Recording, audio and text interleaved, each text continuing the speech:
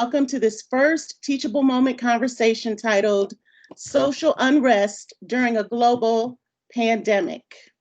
A teachable moment is defined as an event or experience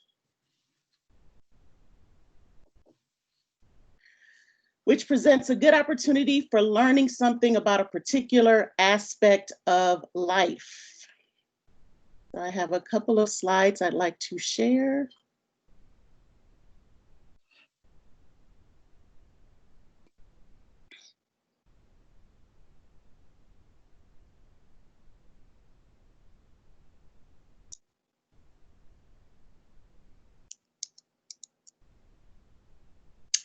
We're here following the statements released earlier this week by President Beth Dobkin and myself, Tamara Stevenson, in response to recent multiple incidents of police brutality against African Americans and resulting social and civil unrest across the country and the world, including Salt Lake City, Utah.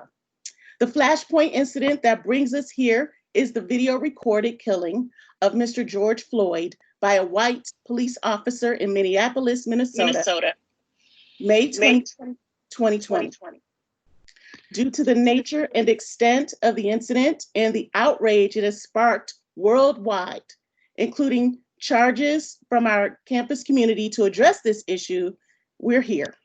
As I noted in my letter to the campus community as Chief Diversity Officer, I am committed to the practice that if and when such statements are needed, they are accompanied with an action step for the campus community. This session is the first of what I trust will be many action steps going forward. Please know that this session is being recorded so that it may be available for viewing by those who were not able to be in attendance at this time. So I'd like to acknowledge President Beth Dobkin and cabinet members and all of you who have joined us here today. I think there are more than 100 of you in the room right now. Showing up and being accountable matters for all of us. Now, please allow me to manage your expectations about this session. This session will not be business as usual because we are not in business as usual times. The social unrest and civil unrest is happening during a global pandemic. This session is less about community healing, but to address what I have observed as learned helplessness by those who appear to be disconnected or detached from the realities of systemic harm and the biases, beliefs, and actions of law enforcement. Learned helplessness is defined as when an individual continuously faces a negative situation and stops trying to change their circumstances, even when they have the ability to do so. I submit that this negative, uncontrollable situation that people stop trying to address, even when they have the ability to do so, is to accept the reality that social privilege exists, special, unearned advantage or entitlement used to one's benefit or to the detriment of others. And these groups can be advantaged based on, but not limited to, socioeconomic status or social class, age, ability, ethnic or racial category, gender identity, sexual orientation, and religion. This session is more about rebuilding individual and collective action and responsibility to create and maintain a safe, inclusive environment at Westminster. And this sentiment is of a safe, inclusive, equity-minded institution is embedded in our mission, vision, core values, diversity statement, and commitment to an inclusive Westminster. This is a pivotal moment for those of us who enjoy such advantage to use the power of our privilege to educate and inform ourselves of these issues without burdening those whose social positions are marginalized due to institutional discrimination. This is a pivotal moment for those of us who enjoy such advantage to hold and protect space for the voices of the unheard to be heard, to be listened to, respected, and for those voices to directly inform structural change. So in my humble opinion, true healing occurs through direct structural change in policy and practice. So for now, here are 3 anchor points to this session. The first being organizations, including colleges and universities, are microcosms of the general society. So just as structural, systemic, and institutional discrimination exists in society, so too are they reflected in the practices and operations of post-secondary educational institutions. 2,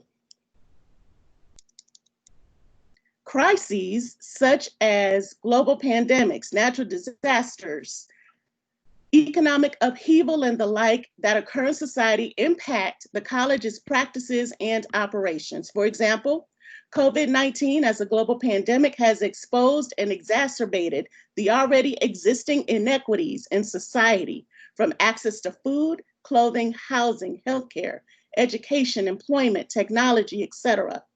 Due to the global pandemic, we know students are experiencing food and housing insecurities and are living in unsafe conditions. It's likely that some staff and faculty members may be facing similar circumstances. And 3, structural, systemic, and institutional discrimination manifests in many forms, including but not limited to anti-Black racism and state-sanctioned violence against African Americans, the incarceration and separation of migrant families at detention centers at the US-Mexico border. Yes, kids in cages. Gender-based violence, including missing and murdered Indigenous women and girls. Anti-Asian racism and xenophobia. Sexual assault and violence against trans, non-binary, and gender non-conforming people. And the list goes on. The list is too long. We must identify the equity-minded, tangible action steps to advance social justice. Before we move on, I'd like to show you an image of Mr. Floyd and the police officer. Please turn away from the screen in case you find the image disturbing. I will signal you when I advance to the next slide. For those of you that are still watching as the image appears, the police officer's knee remains on Mr. Floyd's neck for 8 minutes and 46 seconds. Mr. Floyd pleads for his life with the sound of natural breath punctuating the words, "I can't breathe," responding in rhythm with his breath.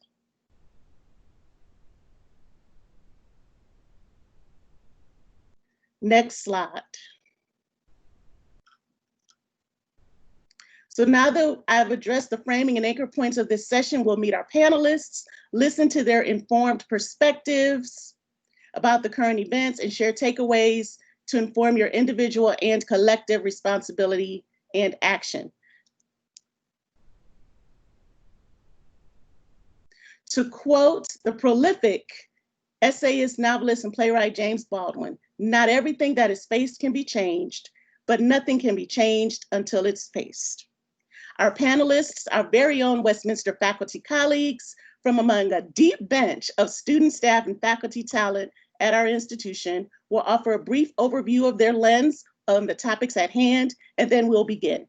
I'll moderate questions that I hope we can figure out how to share, and we'll go with that. Again, please know this session is being recorded so that it may be available for viewing afterward. We will hear from the panelists in this order: Dr. Kara Barnette, Dr. Han Kim, Dr. Heather Bachelor. Kara, whenever you are ready. Okay. So for those of y'all who I haven't met, I'm Kara Barnette, and I teach in the philosophy department. And so where I'm going to start us off with is just give you a little bit of an overview of where I'm coming in with this conversation. So my research in philosophy is currently about what are the effects of extraordinary atrocities that go beyond just the particular generation. In particular, how is it that one crafts one's identity, and what kind of moral obligations does one have when their very existence, when their genealogy comes directly from the fact that their ancestors committed the most horrible crimes possible? And so in the United States, I focus on how this affects Southern white identity, which is definitely an identity that my family comes from, but also how it affects whiteness in general. And so the key argument of everything that I do, at least lately, the key argument of everything I do can be summarized as the past isn't past. When we say things like we need to move on, or even say things like now is a time to heal, we oversimplify the connection of extraordinary violence that created who we are in so many ways, whether that be from perpetuators of violence or victims of that violence or survivors of that violence. How, if those are fundamental to who we are and our nation, then it simply can't be about forgiving one police officer. And it simply can't be about disciplining one police officer, but rather this is connected to something about what America is, and it can't be dealt with unless we deal with our sort of historical guilt.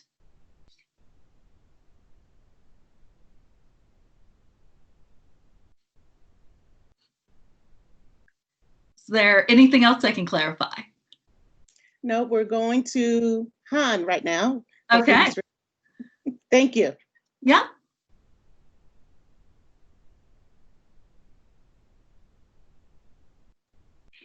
You're on mute, Han. Apologize. My students do that all the time, and I just did it. So my name is Han Kim. I am a professor of public health here at Westminster College. I'm an epidemiologist by training. One of my interests, my deep interests in public health, is the intersection of public health and social justice. And so it's been very much a teaching moment. I've been really delving into the intersection of COVID-19 and social justice issues. I was really focused on the discrimination against Asian Americans, as well as the emerging trends in how people of color, marginalized communities, have been inordinately impacted by COVID-19. And then this event occurred, of course, the tragic execution of Mr. Floyd, and one of the frustrations for me has been hearing people say that these are very separate events, that they had nothing to do with each other, where in fact these are two sides of the same coin. Police brutality, I think one of the teaching points I want to make is that racism and police brutality are serious public health issues. And one could argue that they are even more significant public health issues than even COVID-19, just because of how long it's been happening in this country and how much it's been ignored. And so the frustration with me lately has been that a lot of folks have been saying that protesters are just going to extend the pandemic. And that's been frustrating with me. And a lot of, and to my colleagues' credits, a lot of my public health colleagues feel the same way. Number one, the protests are not significant, just from a scientific standpoint, they're not significant transmission event because they are outdoors. And most protesters are wearing masks. This isn't like the protest earlier by the anti-stay-at-home folks. This is a very different nature. In fact, the only time that these become dangerous is in fact when police intervene and initiate the violence. To use a respiratory irritant during a respiratory disease pandemic is dumb. That's about as sanitized as I can say. That, and of course mass arrests, causing people to cough, putting them in detention. Those are what's dangerous. It's not the protests themselves. It also, I think, illustrates the fact that within certain communities, there are other public health issues that may even be more dangerous than COVID. And to the African American community, police brutality is a more significant danger. So I just wanted to emphasize that what happened to Mr. Floyd is a serious public health issue, and we need to start treating it as such. Thank you, Han. Heather? So my name is Heather Bachelor. I teach in the School of Education. Before coming to Westminster, I taught middle school and high school. And throughout the course of my career, it became really obvious to me that there were certain structures in place that really worked to keep certain kids from having access and having sort of equal opportunities in education. And I've worked throughout my career to really address those issues. So now in my training with teachers, I really work on them to have them think about those structural issues and the ways in which they create classrooms that are equitable and do bring in the community and bring in families, so that we don't just have very specific dominant norms that decide whether people are going to be successful in academia. In recent years, I've really gotten interested in trauma-informed practices and the ways in which trauma, things, that happen in one's youth, but also the structures of poverty, racism, and then intergenerational trauma that people in this country have suffered for 400 years, how those things can really impact someone's success in school and in life in general. And I've been also working with restorative justice the past few years to think about ways that we can address these both in schools and in our communities to make things more equitable and to give us the opportunity to understand people's stories. Thank you, Heather. So hearing the three of you share this, how you are thinking about this topic professionally, academically, through your various lenses, what do you see that's common? What's common across these three very different disciplines, but yet there are some commonalities to what you said? What do you think the core commonality is? And any of you can answer that. Okay, so I guess I can say that. I think the core commonality that I'm seeing, listening to Dr. Kim and Dr. Bachelor, is the idea that things don't get better simply through inertia. In fact, if you go simply through inertia, things will always get worse. That the responsibility is on folks with privilege, even folks with privilege who see themselves as very distant from what's going on. I am from Minnesota, so that, I have that. But even if I weren't, as a white person living in Salt Lake City, I would still have an obligation to do something.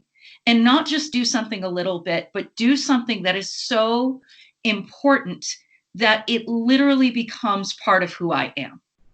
It's not just about I have to go to a protest. It's that I have to organize who Kara is in a way that is dedicated to helping others, or else nothing is ever going to get better. One of the things that I see happening is a conversation about bad apples, right? But I think it's really important to remember that bad apples grow on rotten trees. And I think the structures are the rotten trees right now. So we see it in terms of talking about police officers. Oh, well, it's just a couple of bad apples. I think we need to ask ourselves, what have we done in our society to allow a structure to persist that we happen to have so many bad apples? I also think that we see that same conversation happening on the flip side. Well, it's just these protesters, there's a few bad apples, right? But what have we done as a society that has led to people feeling so disaffected that they feel that this is their only choice, that they don't care about the people in their community members whose businesses they're destroying, right? And we need to take accountability for that as a society, because if we don't, this is not going to stop.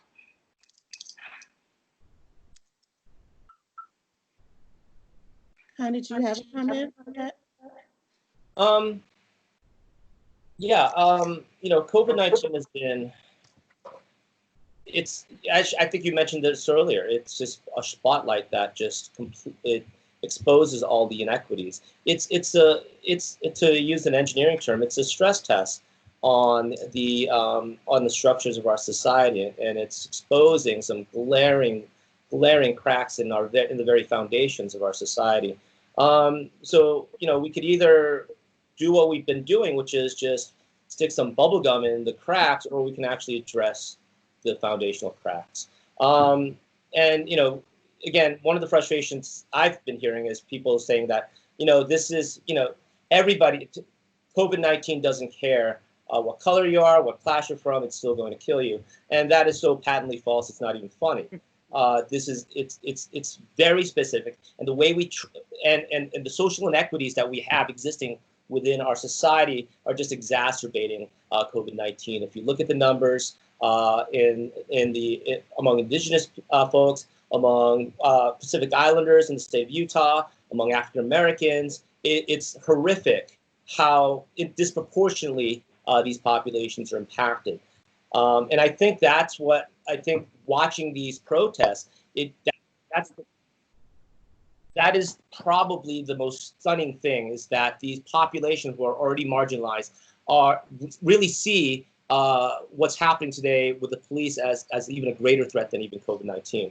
And I think that's something that a lot of us with privilege need to really understand, that there are things more dangerous than COVID-19 to many people around the world today. So I mentioned in my introductory remarks, I tried to make the case that, and as all of you have said, is that this is not a new phenomenon. It's just new faces on the same phenomena. And even at our institution, we've seen to try to think about equity and inclusion, and it seems like it's one step forward, two steps back. As I mentioned, one anchor point here is that organizations are microcosms of the general society. So what keeps this one step forward, two steps back happening?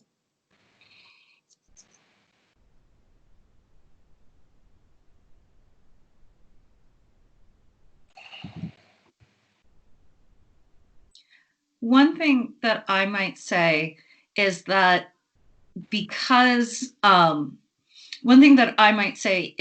if you want to take a step forward or two steps forward, it requires it requires that folks with privilege take such an unwavering look at that privilege and look at themselves that it makes them, that it's actually quite emotionally dangerous, and it's quite dangerous to one's identity. It's hard to really not just say, oh, I know I have white privilege, but to genuinely reflect on what that means in terms of obligation and in terms of what that has structured your life as. And so I think that taking steps forward for folks with privilege is actively dangerous. And that has to be something that's done. Those of us with privilege have to welcome that danger in so many ways, but it's not something that can be taken lightly, ignored, or assume will just come with time. I also think it's really easy to look at this as sort of an other people's children problem, right? That there are certain people who are irredeemable or who are past saving, right? And if we just do something about those particular people, right? We lock them up or we punish them hard enough, then the problem will be over, because the problem isn't ours. The problem isn't ours as a society. We don't own it. And until we all see, I think, the faces of our family members or loved ones in George Floyd, or in the children who are locked up at the border, or our youth who are incarcerated, we're not going to change. And that time is now, I think. I think I've been thinking about this a lot, actually. We seem incapable of learning from history. Just, for example, just the comments about how Dr. King would have been very, very offended by the protesters, which reflects, I think, a lack of education about the civil rights movement, that the civil rights, that the demonstrations during the 60s were peaceful and polite, when in fact they were incredibly violent, incredibly disruptive. And so I think this inability to learn from history, and I'm not quite sure what, I mean, I think that part of that blame should go to the education system, and the whitewashing of history, making it palatable and comfortable for people. The other thing I think is this inability to look at racism beyond personal prejudices, and really focus on the structural issues. I like to use the term structural violence, and also because I think violence, we have a very cartoonish vision of what violence is. But to me, violence is whenever someone an African American who is hospitalized for COVID, that's a form of structural violence, in that they have a much greater chance of being hospitalized for that. And so really understanding the structural issues, the deeper structures that have created this racist society, and really focus on those rather than looking at a very, very superficial view of what discrimination or racism is. What was your reaction, I don't know if you've seen the actual video, but at least the image of Mr. Floyd and the police officer? What was your gut reaction to seeing that? How did it make you feel? What'd you think? I remember, for me, my initial reaction when I saw it was, I wasn't necessarily looking at the police officer who had his knee on Mr. Floyd's throat. To me, and this is so sad, but I think over the past 2 years, we've seen that image over and over again. What struck me was there was a police officer standing right by, telling the crowd, if he can talk, he can breathe. He's just fine. He's just fine. And that's what really struck me. This idea of people seeing someone else hurting and not wanting to step in. People with power in some way to be able to say, I'm a police officer too, you're my partner, stop this. And yet just sort of automatically going along with the violence instead of throwing themselves into a situation where they can stop this violence from happening in the first place. And so I saw that police officer going on and on, he's okay, as being a kind of personification of that washing our hands when we see someone in pain and we don't help.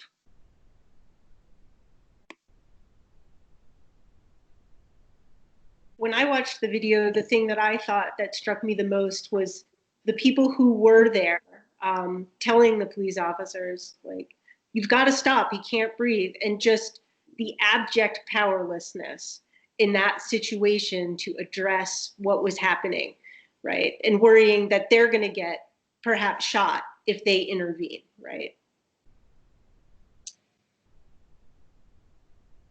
I mean, it was a very visceral reaction. It was very clear that you're watching a man die, and that's never an easy thing. I'm hoping that we don't get used to it, but unfortunately, we've had so many. This has happened so many times. I think we're getting desensitized to this, which is really unfortunate. So that, I mean, the initial reaction was very visceral. My next reaction, of course, was that one of the policemen was an Asian American. He was a Hmong American.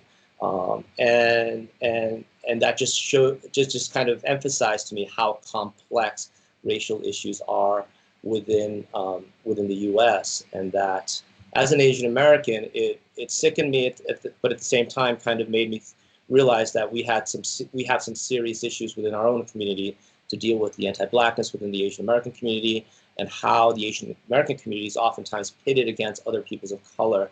And so I think we within at least my community have a lot of work to do as well.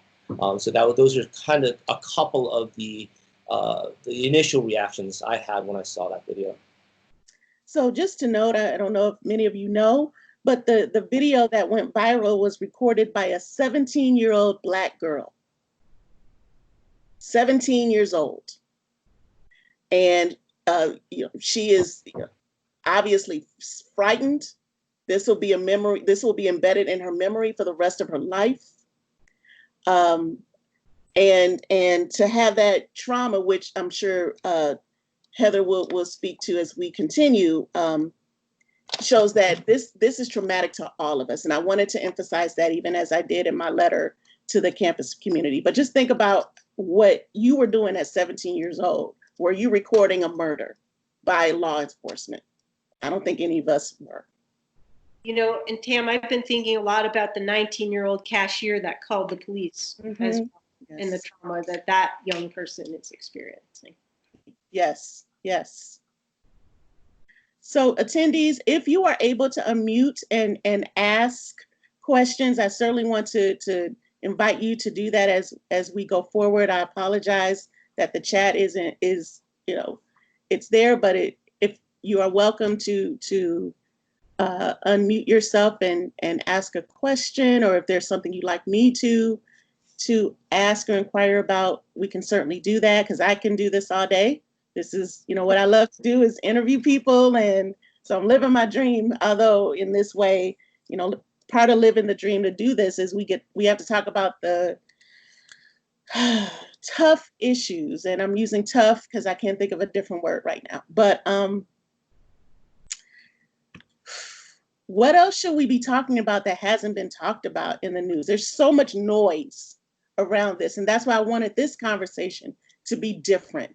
The fact that we have such talent and knowledge and expertise right in our own campus community, I knew that we'd be able to engage in this conversation in ways that's going to prompt us to go forward. And again, we've been here before. How do we not how do we not retreat? How do we engage people who feel disconnected, as Han kind of alluded to earlier? Oh, Spencer, I see Spencer's hands. I don't see you on my screen, Spencer, but please start. Hi, maybe I'm on the screen now. Yes, you are. This is a question, a two-pronged question that is for you, Tam, and you, Heather. The first prong of the question is, what is Westminster's relationship with the Salt Lake City Police Department? And how can we reevaluate that relationship? And the second prong is for Heather, what relationship do school districts in the state of Utah have with the police departments in their communities? I asked this question informed by the fact that the Minneapolis school district has just voted to sever all ties with the Minneapolis Police Department. Is that something that's on the table at all in the state of Utah? So in terms of the college's relationship with the Salt Lake City Police Department, I am not going to try to attempt to answer with any knowledge. I can get back to you, but I'm not going to try to attempt it right now. My apologies for that. I can maybe speak to a small bit of that, but I don't want to go too in depth, just because Carnell's come into my restorative justice class and talk just a tiny bit about that. So I know that the Dean of Students Office has tried to work closely with the Salt Lake Police to resolve issues on campus and not get students moved, arrested if possible. I don't want to say any more than that, because that is almost the sum of the detail that he gave my class. So I can speak to that. I can speak to the school district, though. There has been an alarming trend since the 1990s in school discipline practices that mirrored what was happening with zero tolerance policies, broken windows policies of policing of adults. And so part of that was a massive increase of school resource officers in schools. So I'm looking right now on my other computer just to get you the number. So right now there's about 20,000 school resource officers in schools across the country. And well, I have worked with a school resource officer who was incredibly intuitively trauma-informed. Police receive no formal training in trauma-informed practices. And we see a dramatic increase of school to juvenile justice system referrals once school resource officers go in school. And that pattern is held true in Utah, even though there's been some inroads with the Restorative Justice Collaborative of Utah to try to mitigate some of those. But those numbers went up until the Obama administration stepped in and did some mandates with the Department of Education to intentionally reduce suspension, so take suspension and expulsion off the table for minor offenses. But that's swinging back in the other direction now that Betsy DeVos is heading the Department of Education. So pretty troubling trends. And then we see kids of color far more likely to be suspended for sort of intangible things that are open to interpretation, like disrespect or disrupting the classroom environment, where white students get suspended and exposed for much more tangible things like fighting, getting caught smoking or vaping, things like that. Thank you, Spencer. So I see President Dobkin has her hand, and then I also want to acknowledge Spencer Windus and Georgie Donovan had a question in the chat that I'll get to. Beth? Yeah, I just wanted to try and answer the question. I think Catherine's in the list of participants too, so she can correct me if I'm wrong, but I don't believe we have any formal relationship with the Salt Lake City Police Department. In many ways, it's, I mean, we do have relationships, and that should there's something happen, Tony Russell, our director of campus security, knows who to call and who to talk with, but essentially we are like any other private organization where we call upon them if we need them, but otherwise there's not a formal relationship. Spencer Windus, your question? Hi, Tam. Hi. A friend of mine recently sent me 2 maps. He's Dutch, he lives in the Netherlands, and they had the line, "What the hell?" And the first map was a map of police killings in the United States. And the second map was a map of the ratio between the percentage of African Americans in the population and the percentage killed by the police. Utah had by far the worst number when it came to that ratio. 10% of those killed by police in our state are African American. 1.6% of our state is African American.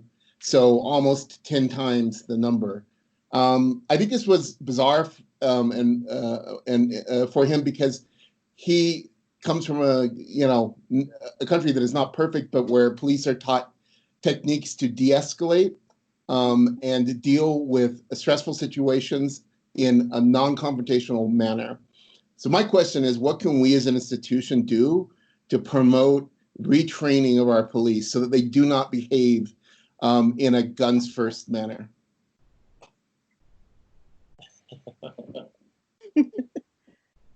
The panel can jump in, even abstractly. It's not like our institution has, police training programs. I know other institutions do.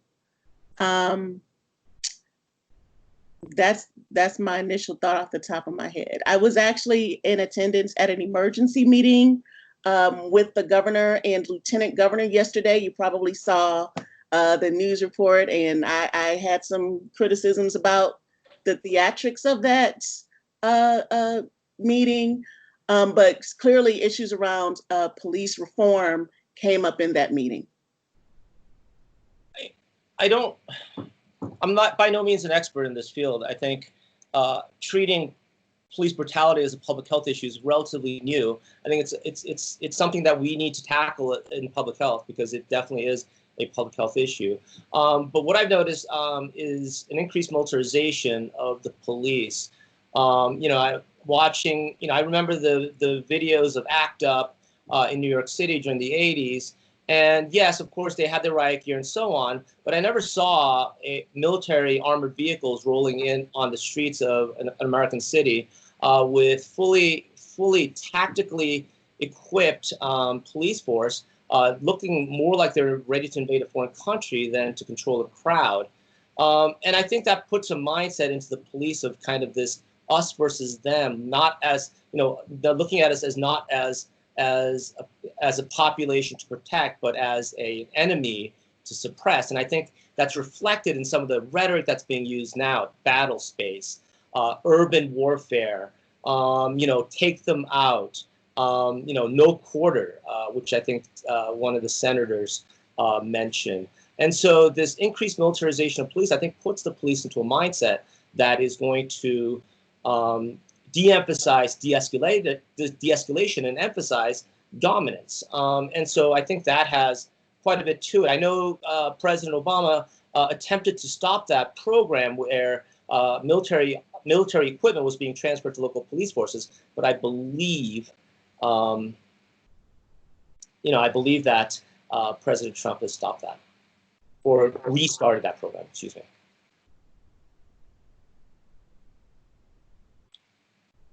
I also think that it needs to go just beyond the police.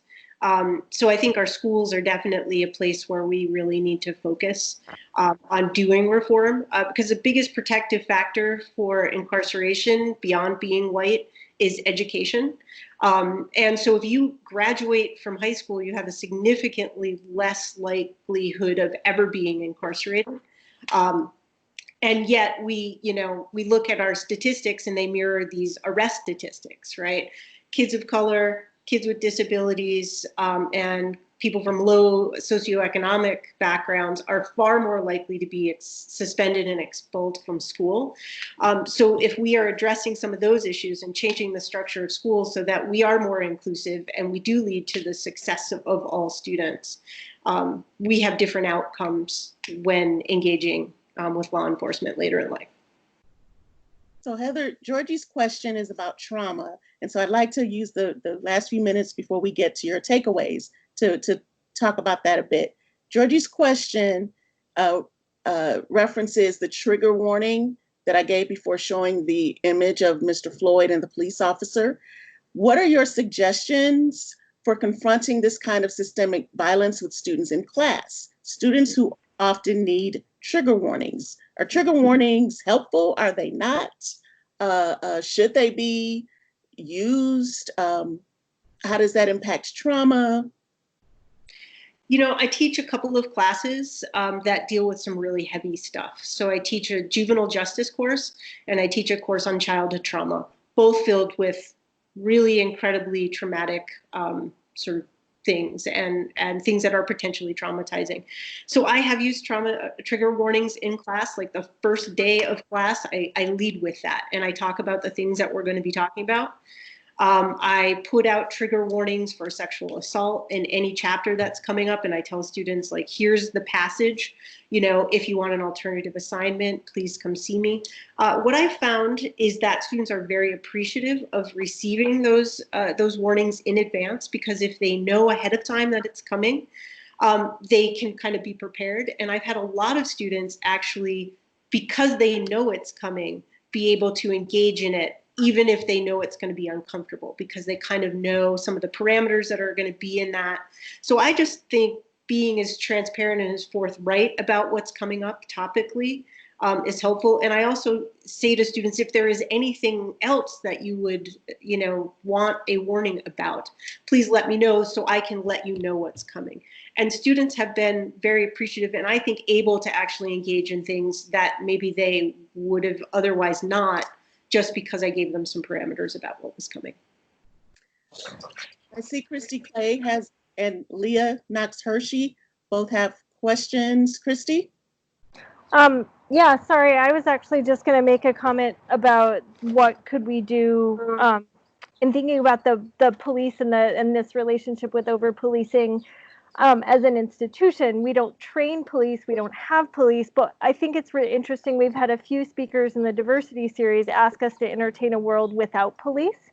And I think as an institution, I'm not sure that that's a discipline-specific conversation. I think that's a community conversation about how we care for each other in a world that doesn't say, I have a dispute with my neighbor, I need to call the police. I have a dispute in my community, I need to call the police. Not because we necessarily can ever change this with just training police, but what does the conversation look like to build a world of people who are everything from plumbers to computer science engineers to doctors to scientists, that doesn't actually have the institution of police. And I feel like as a college, that's actually something we could think about as a whole community rather than, again, a discipline specific conversation. Like I walked away thinking, oh my gosh, how does that feel as a survivor of violence to think about police not being there, right? Because some of us want to hang those assholes up by their toenails, and that feels good. What does it actually look like to be in a community that says the police aren't my solution? There's a better world, and I think that's going to take all of us to build that. And I think that's a really interesting conversation that pulls on all of our knowledges, but isn't in any one person's domain, because I don't think we've invented that yet. And that's interesting to me to think about what we do as a college, maybe just as a participant in the human community, because I can't say that ecology necessarily contributes directly to that conversation, but I live in that world. And so I think that's a really fascinating place for us to think about. We're an institution without police. What does it look like to actually build a model, to train our students, to train ourselves to think about a world that solves problems and cares for community without police? So. I think that's a really great point. I think, again, not to sound like I'm defending the police, but the police are being asked to do more and more as the rest of our social resources, as our social safety net has been dismantled. So police are now being asked to be mental health workers, social workers, and as well as enforce the law. And I think Christy's right that we need to we need to build our community structures that provide more structures for how complex the modern life is. I mean, where do we go if we have mental health issues? Oftentimes, it's to the police. Where do we go if we have? If we have financial issues? I mean, we need to build up, I think, a strong social safety net so that we're not relying on the police for everything. And so, yeah, as a community, I think we need to develop the other aspects of our community and stop, just relying on law enforcement for just about everything. I'd also say that restorative justice provides some really interesting models. And if you're interested in a book that I think covers a really interesting community-based restorative conflict program, it's called Until We Reckon, and it's by Danielle Sered. And it's a really great book about restorative justice and mass incarceration.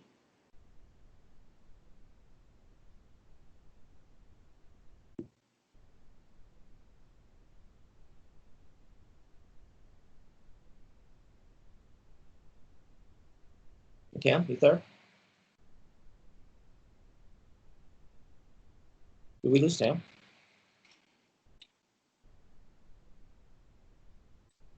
I think we may have. So maybe I will take over for just a second. It looks like, I'm sorry if I'm doing this in the wrong order, but Lisa Ellis, it looks like you had a question. I think Leah did too. Yeah. Okay. So Leah and Lisa Ellis. Leah? Oh, sorry. Thank you. Thank you all for taking the time to do this. So I'm wondering, while we obviously as individuals need to examine our privilege and, like Kara was talking about, make taking action a core part of our life mission, what does Westminster need to be doing differently to address structural violence? What structures within the school need to be rebuilt?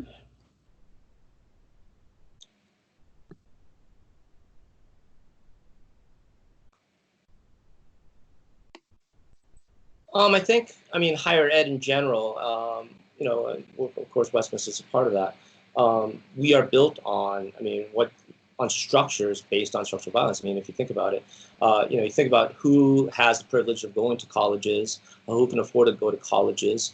There's definitely some structures there that we need to reform to give people a better, everyone an equal opportunity to attend an institute of higher ed and not base it on income.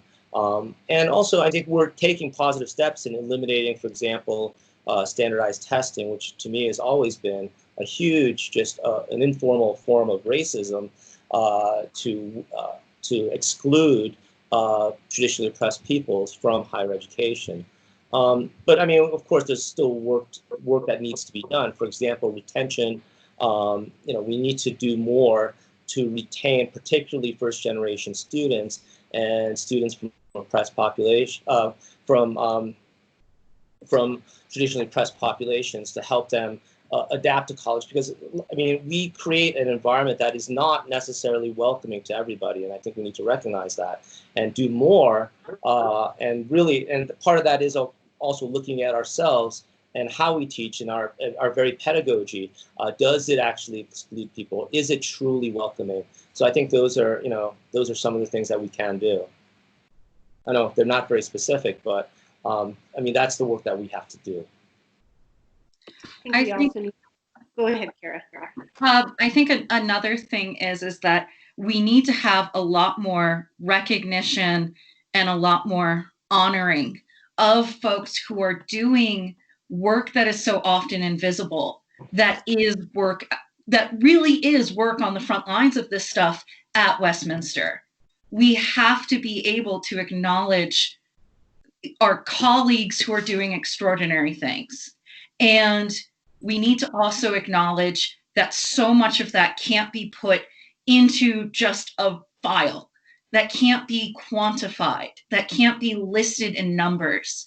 The extraordinary things that, that like so many folks do and that I get to witness is just, is often overlooked. So I'm going to call him out right now, but Dan Cairo, who's here, is one of the most extraordinary people on campus, and he does so much. And I think so few of us really even know that. And same with Tam, who's obviously also on this conversation.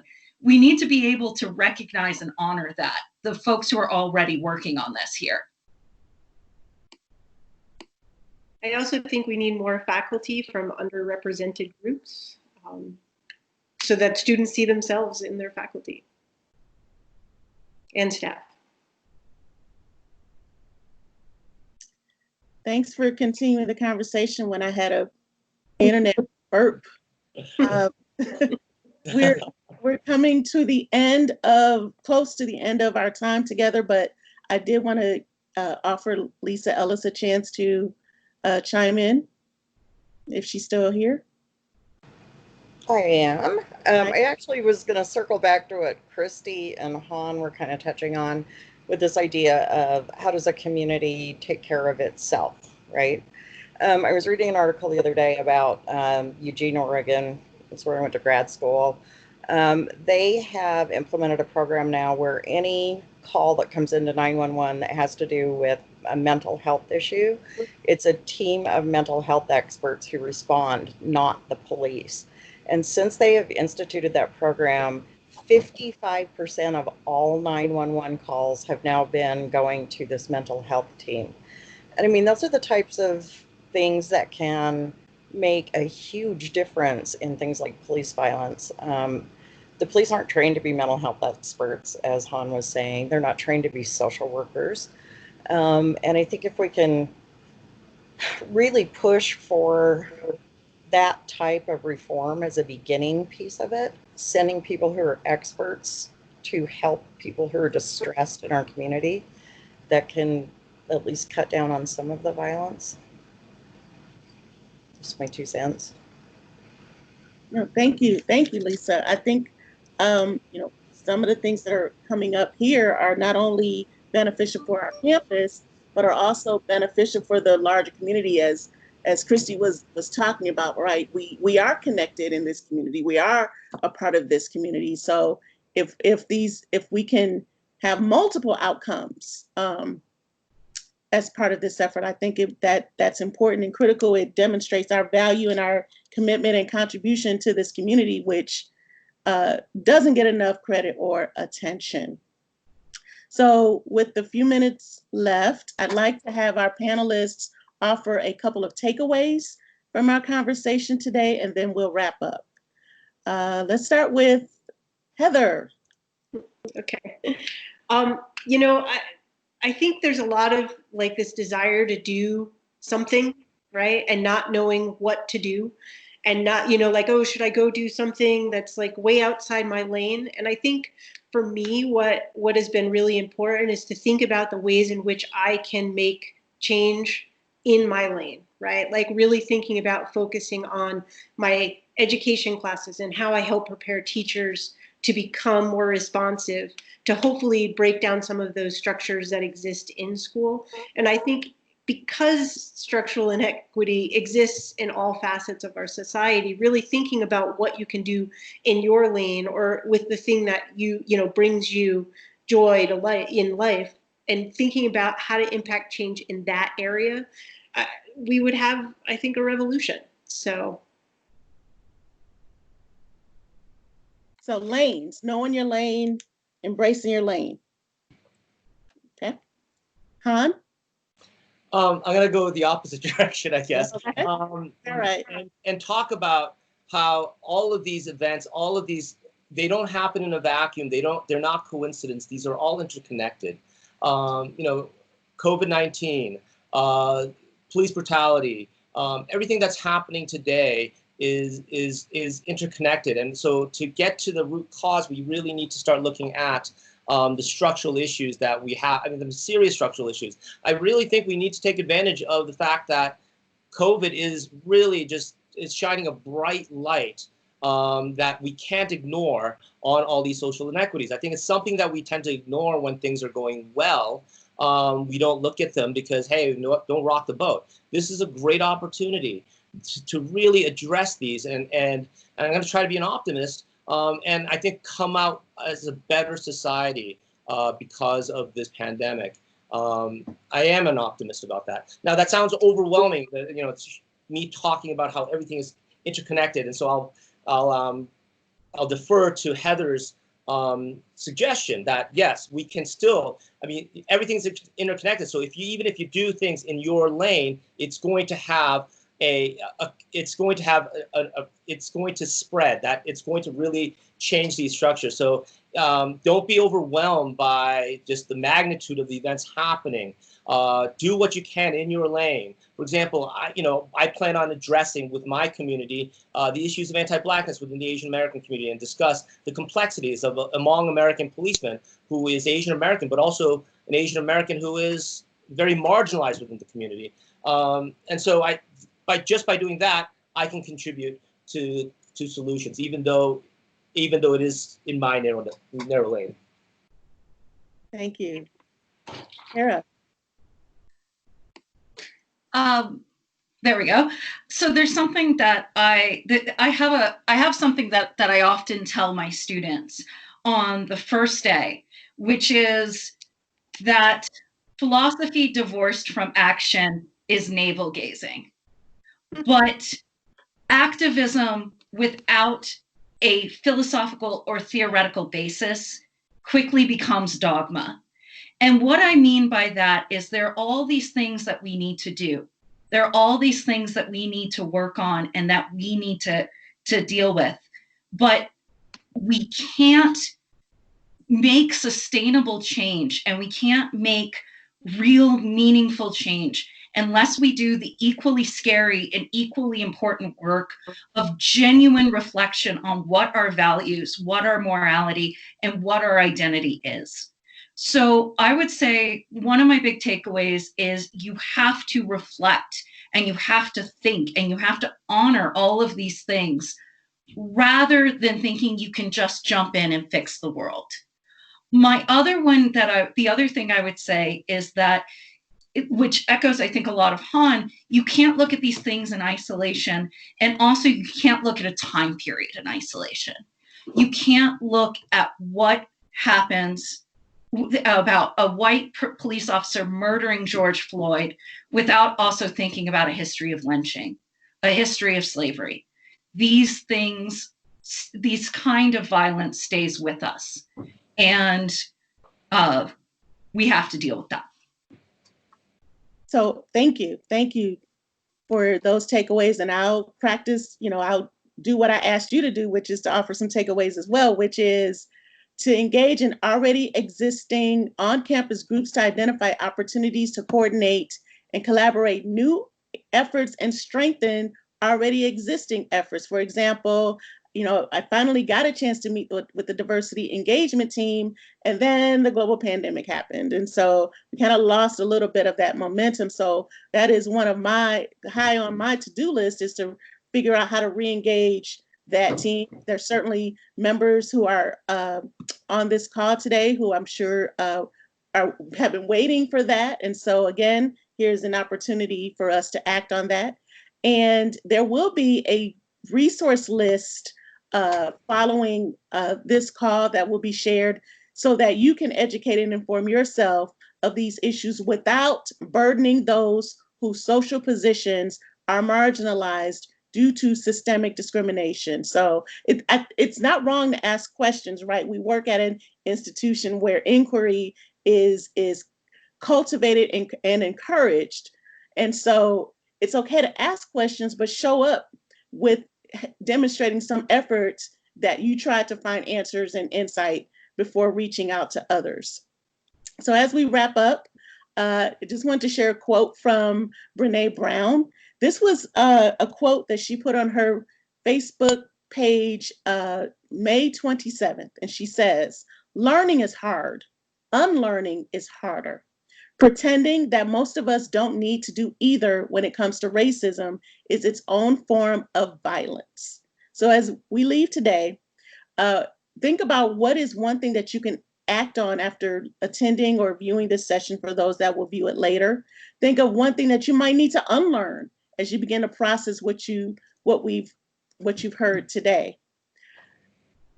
Browse the list of resources that we'll make available after this session. Read, listen, reflect, act, even within your own sphere of influence, and repeat those previous 4 steps. So upcoming campus events we have are the Courageous Pluralism Book Group, headed by Jan Saeed and Michael Santarosa. And I want to give them a special thanks for allowing us to have this space today to hold this session. And then there will be ongoing small group conversations coordinated by Dan Cairo with the Student Diversity and Inclusion Center. And some of those conversations will include a Black-only space for healing and community for Black students and colleagues on our campus. Other sessions will include working through guilt and privilege, solidarity, anti-racism, students and student support, among others. So on behalf of the Office of Diversity, Equity, and Inclusion, I thank you for your time and attention. Thanks again to our faculty colleagues for sharing their time and expertise to help all of us gain understanding and insight about this current state of global and local unrest. We have to keep learning from the past and listening in the present so we can have a better future to live in. Thank you. Thank you, Tam. Thank you, thank you, thank you. Very useful session. Thank you all. Thanks so much, everybody. Thank you. Be safe, everyone.